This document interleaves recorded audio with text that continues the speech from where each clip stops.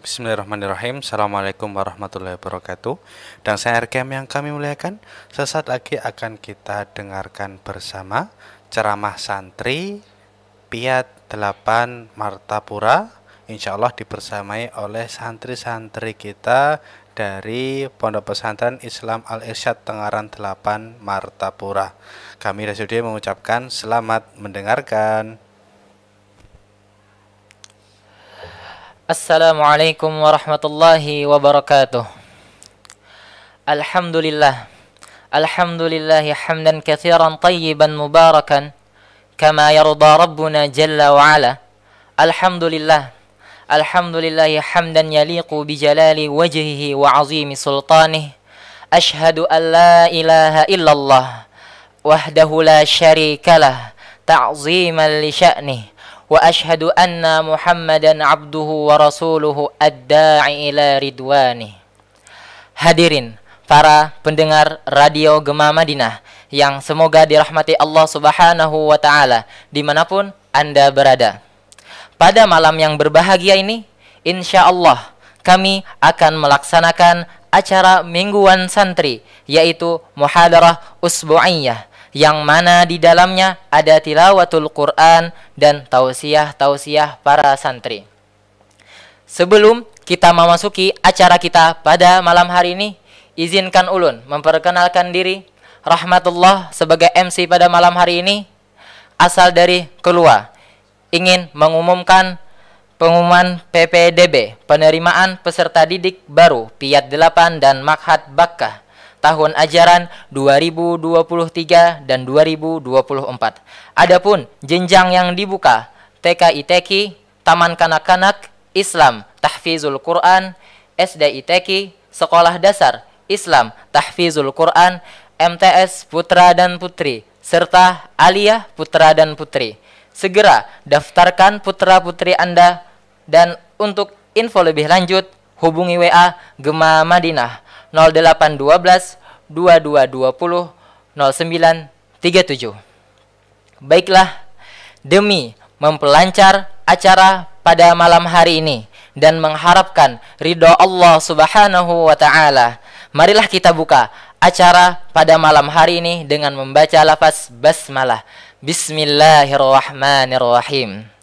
Selanjutnya mari kita dengarkan bersama bacaan ayat-ayat suci Al-Quran yang akan dilantunkan oleh saudara kita Faiz Mubarak dari kelas 9 Mutawassithah asal Banjarmasin. Waktu dan tempat kami persilahkan.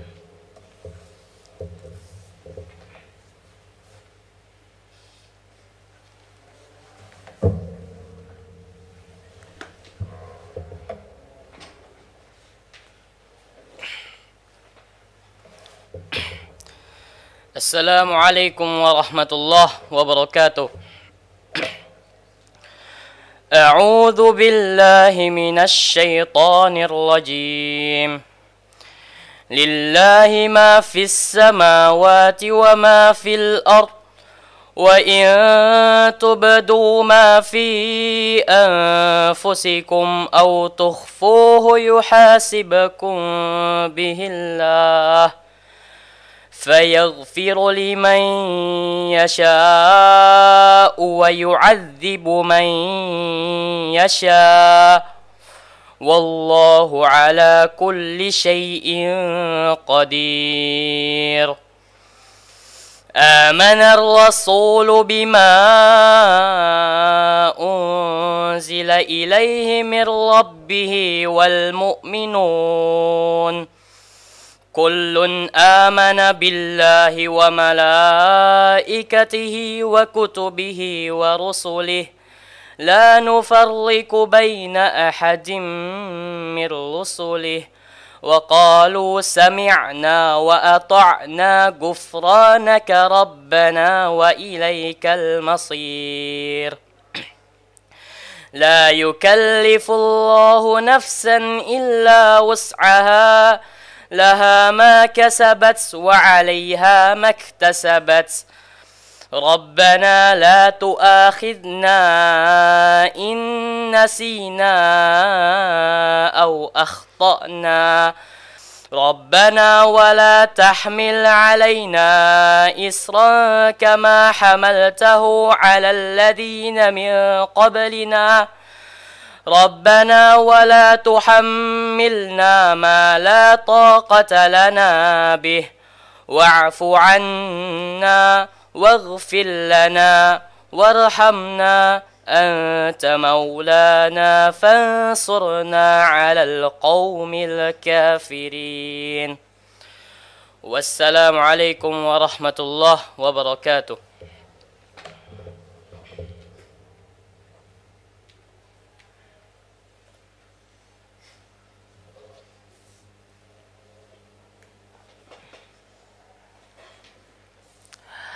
Masya Allah wa barakallahu fi. Atas lantunan ayat suci Al-Quran yang telah dibacakan oleh saudara kita. Insya Allah dengan lantunan ayat suci Al-Quran itu kita dapat bisa mentadabburi Al-Quran dan mempelajarinya dan mengajarkannya. Baiklah, memasuki acara selanjutnya yaitu tausiah para santri. Tausiah yang pertama akan disampaikan oleh saudara kita Dafa Karunia Akbar dari kelas 8 Mutawassithah asal Palangkaraya. Waktu dan tempat kami persilahkan.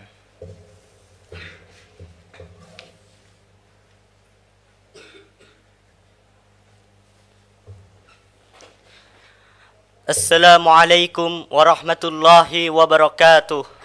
Innal hamdalillah nahmaduhu wa nasta'inuhu wa nastaghfiruh wa na'udzu billahi min syururi anfusina wa min sayyiati a'malina may yahdihillahu fala mudhillalah wa may yudlil fala hadiyalah.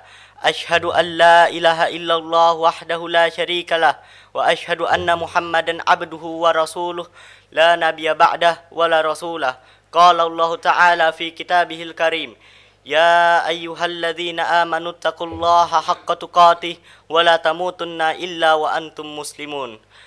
Fa inna asdaqal hadits kitabullah wa khairal hadi hadi Muhammadin sallallahu alaihi wasallam wa syarrul umuri muhdatsatuha wa kullu muhdatsatin fid dini bid'ah wa kullu bid'atin dalalah wa kullu dalalatin finnar.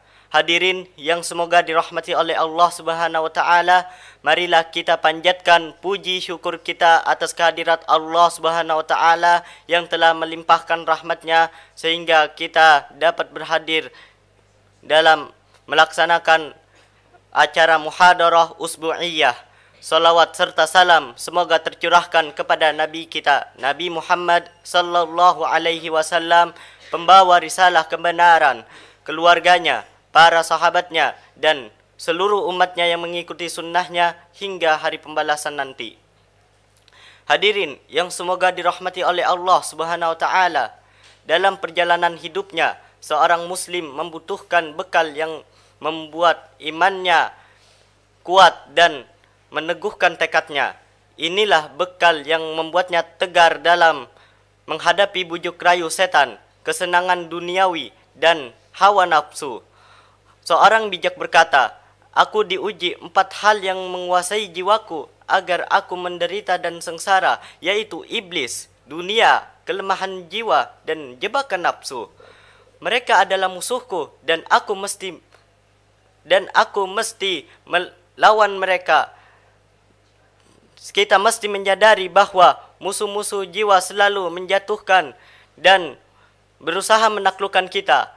Oleh karena itu, kita mesti berupaya keras agar bisa terbebas dari mereka dengan cara menghalaunya dan menaklukkannya. Caranya dengan terus melawan mereka dan menyebutkan sebanyak-banyaknya asma Allah. Allah Azza wa Jalla berfirman di dalam surah Al-Anfal ayat 15 yang berbunyi, Ya ayyuhalladzina amanu idza laqitumul ladzina kafaru zahfan fala tuwalluhumul adbar. Yang artinya, wahai orang yang beriman, apabila kamu bertemu dengan orang-orang kafir yang sedang menyerangmu, maka janganlah kamu membelakangi mereka atau mundur. Patut Anda ketahui, bekal yang amat berguna dalam peperangan yang tiada akhir ini ialah bangun malam untuk salat tahajud. itulah bekal yang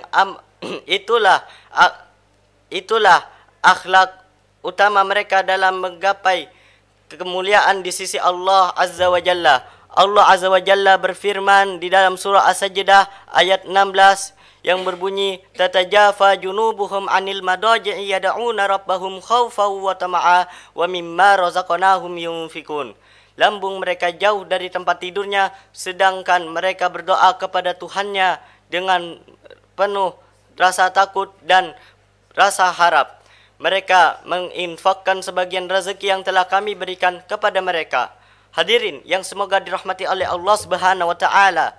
Sebagai bekal utama dakwah, Rasulullah sallallahu alaihi wasallam melaksanakan salat tahajud hingga kedua kakinya bengkak. Allah Azza wa Jalla berfirman di dalam surah Al-Muzammil ayat 1 sampai 2 yang berbunyi, ya ayyuhal muzammil, wahai orang yang berselimut, qumil laila illa qalila.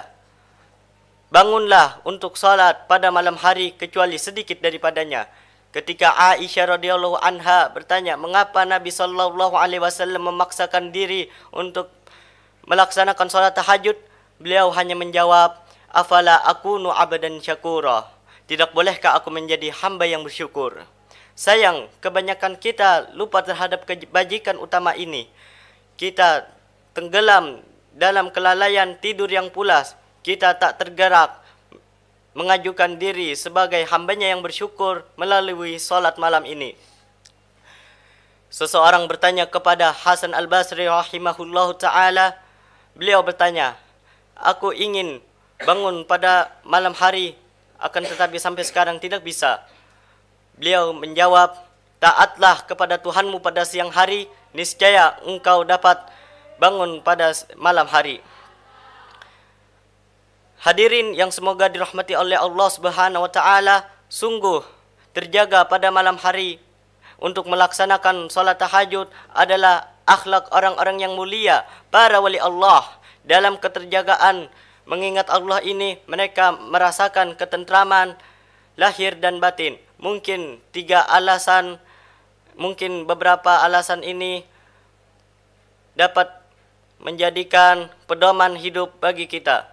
Yang pertama, mereka luput dari niat pamer atau ria kepada sesama. Setiap rakaat yang mereka tegakkan benar-benar tulus dan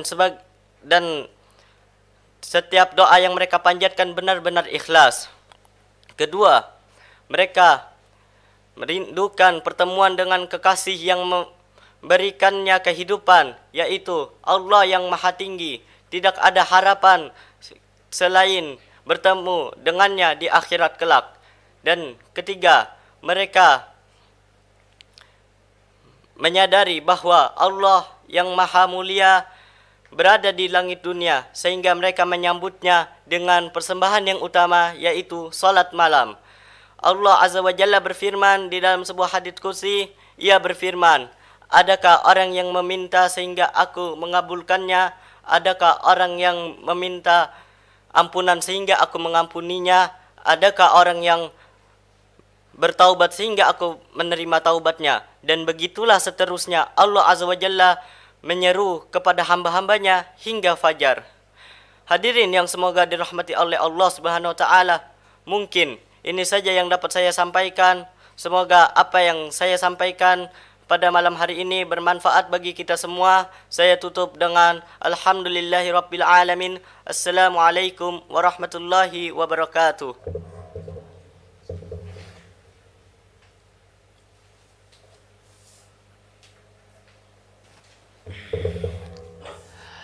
Syukran wa barakallahu fih atas tausiah yang telah disampaikan.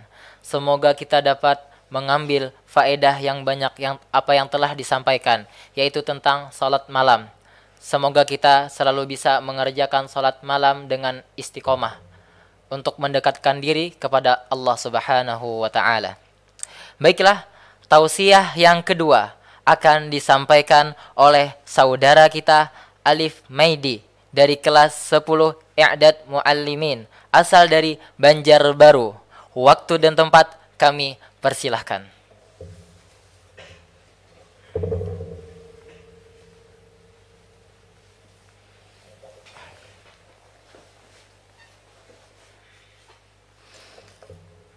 Assalamualaikum warahmatullahi wabarakatuh. Innal hamdalillah nahmaduhu wa nasta'inuhu wa nastaghfiruh wa na'udzu billahi min syururi anfusina wa min sayyiati a'malina. May yahdihillahu fala mudhillalah wa may yudlil fala hadiyalah. Asyhadu an la ilaha illallah wahdahu la syarikalah wa asyhadu anna Muhammadan abduhu wa rasuluh. Ya ayyuhalladzina amanu taqullaha haqqa tuqatih wa la tamutunna illa wa antum muslimun.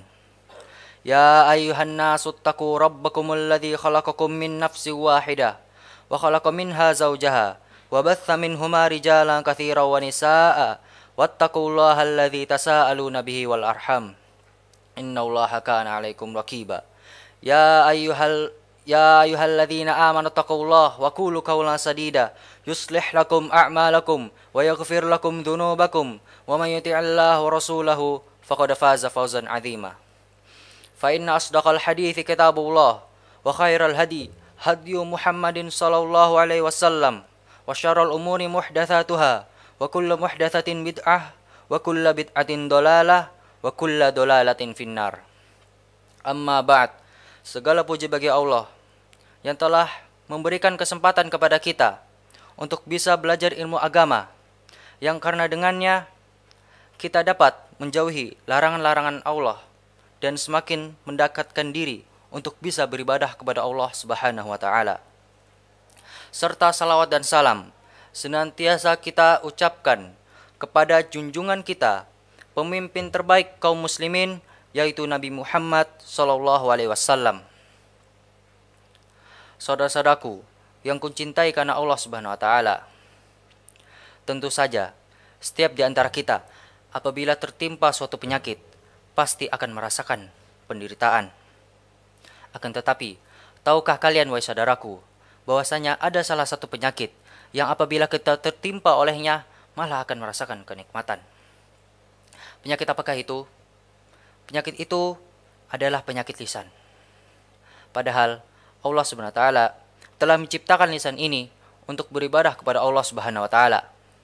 Contohnya seperti berzikir, berdoa, membaca Al-Qur'an dan lain semisalnya. Allah Subhanahu wa taala berfirman, "Alam naj'al lahu 'ainain wa lisanan wa syafatain." Bukankah kami telah jadikan baginya sepasang mata, lisan dan sepasang bibir? Oleh karena itu, jangan sampai salah satu di antara kita menggunakan lisan ini untuk bermaksiat kepada Allah Subhanahu wa taala. Contohnya seperti berdusta, adu domba, ghibah, berbicara kotor dan lain semisalnya. Wahai saudaraku, di antara maksiat yang sering diucapkan adalah berbicara kotor. Sering kita dengar di luar sana atau bahkan di sekitar kita, seseorang mengatakan kata-kata yang kotor, atau bahkan kita mengucapkan suatu perkataan yang menyakiti hati seseorang sehingga dia tidak ridho dari ucapan yang kita ucapkan tersebut. Rasulullah SAW bersabda, "Wa hal yakubun nas finnari ala wujuhihim aw qala ala manakhirihim illa hasaidu alsinatihim." Bukankah manusia akan tersungkur di neraka di atas wajah mereka atau di atas hidung mereka, melainkan karena sebab lisan mereka. Oleh karena itu, hendaklah kita menjaga lisan ini agar tidak bermaksiat kepada Allah Subhanahu wa taala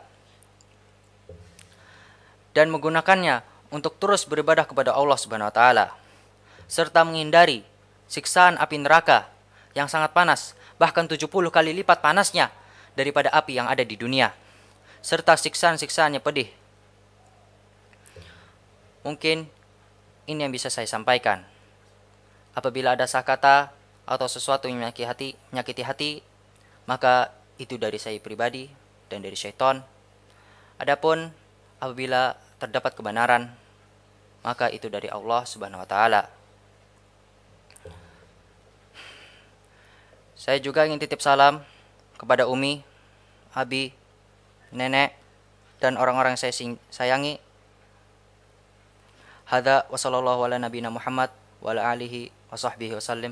Assalamualaikum warahmatullahi wabarakatuh.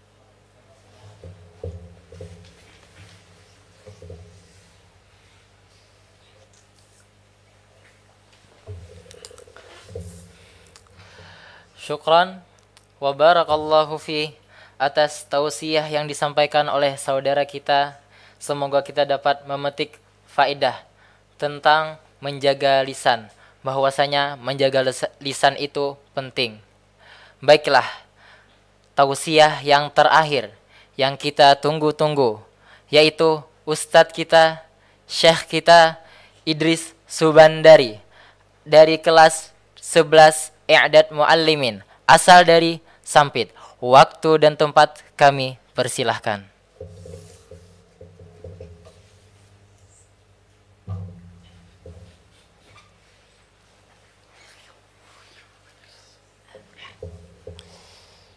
Assalamualaikum warahmatullahi wabarakatuh.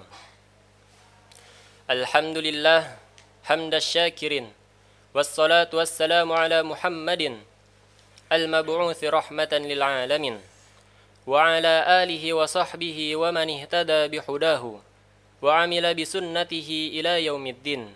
Amma ba'du, fa inna khairal hadithi kitabullah wa khairal hadi hadi Muhammadin sallallahu alaihi wasallam, wa syarrul umuri muhdatsatuha wa kullu muhdatsatin bid'ah wa kullu bid'atin dhalalah wa kullu dhalalatin finnar. Segala puji dan syukur selalu kita limpahkan kepada Allah Subhanahu wa taala, serta salawat dan salam selalu kita panjatkan kepada Nabi kita Muhammad sallallahu alaihi wasallam beserta keluarga, sahabat dan kaum muslimin sampai akhir zaman. Ma'asyiral muslimin rahimakumullah. Pada kesempatan yang berbahagia ini, saya akan memberikan sebuah wasiat kepada diri saya sendiri dan kepada saudara-saudara sekalian. Mari kita tingkatkan Islam, iman, dan takwa kita kepada Allah. Karena hanya dengan Islam, iman, dan takwa itulah kita akan mendapatkan kebahagiaan, baik itu di dunia maupun di akhirat. Maka pada kesempatan yang berbahagia ini, saya akan mengambil sebuah judul, yaitu Makna Islam. Asy-Syaikh Muhammad bin Abdul Wahhab dalam kitab Usulus Salasah berkata, Al-Islamu huwal istislamu lillah bit-tauhidi wal inqiyadu lahu bit-ta'ati wal ibti'adu anisyirki. Islam ialah berserah diri hanya kepada Allah dan mengesahkannya dalam beribadah, serta tunduk dalam ketaatan dan menjauhkan diri dari kesyirikan.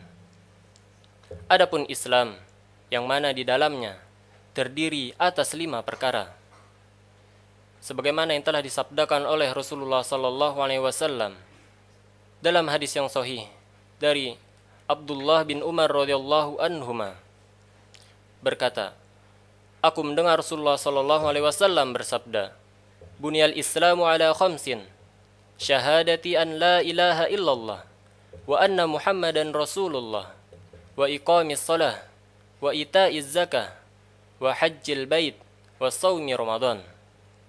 Islam terdiri atas 5 perkara.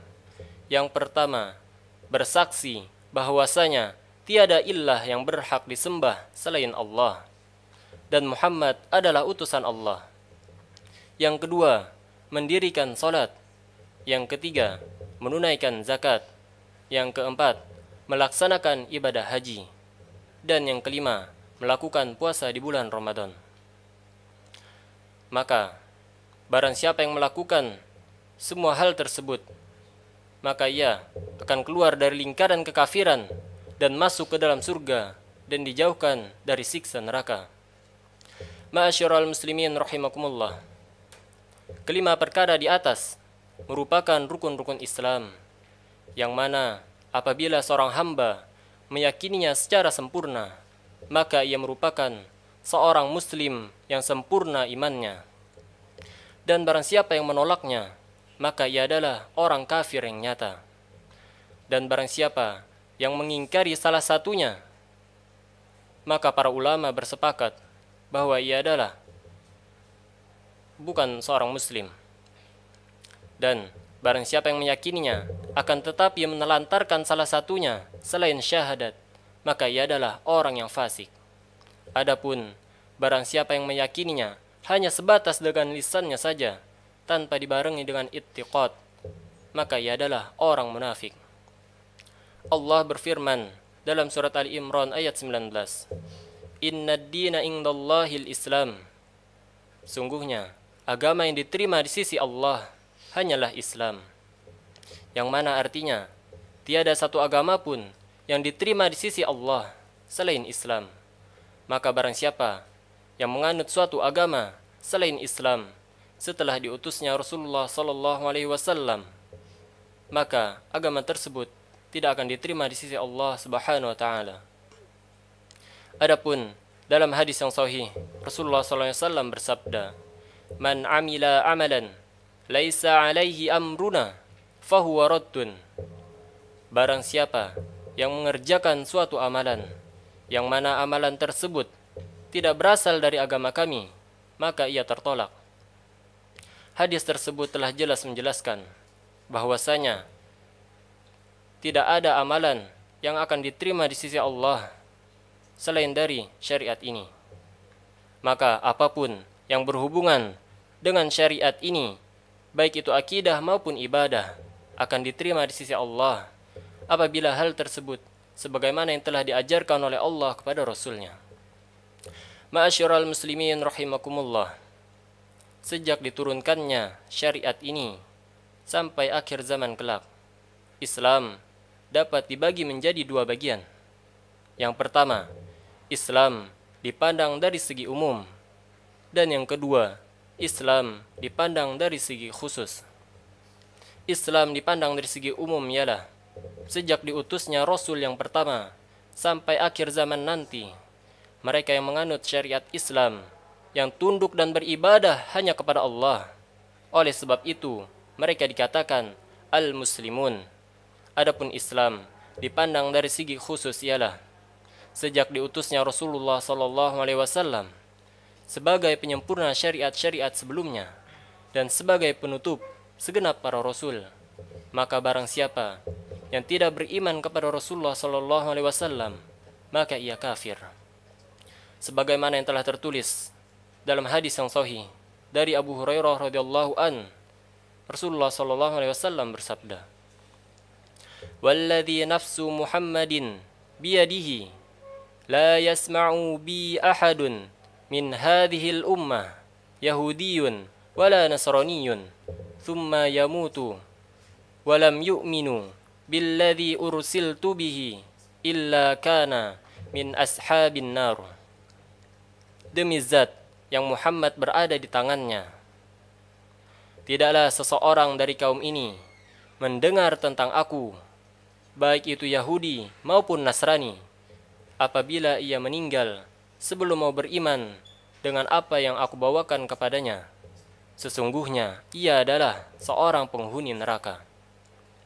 Maka kesimpulan dari pembahasan ini ialah Islam merupakan agama yang begitu agung, agama yang begitu mulia, yang mana tidak ada satu agama pun yang dapat menyamainya, bahkan melebihinya. Maka senantiasalah kita bersyukur atas nikmat yang begitu luar biasa ini, dan mari kita tingkatkan Islam, iman, dan takwa kita kepada Allah agar kita dimudahkan baik itu di dunia maupun di akhirat. Mungkin ini saja yang dapat saya sampaikan. Apabila terdapat sebuah kesalahan, baik itu dalam perkataan maupun penyampaian, maka saya mohon maaf sebesar-besarnya. Aqulu qawli hadza wa astaghfirullahu li wa lakum innahu huwal ghafurur rahim. Assalamualaikum warahmatullahi wabarakatuh.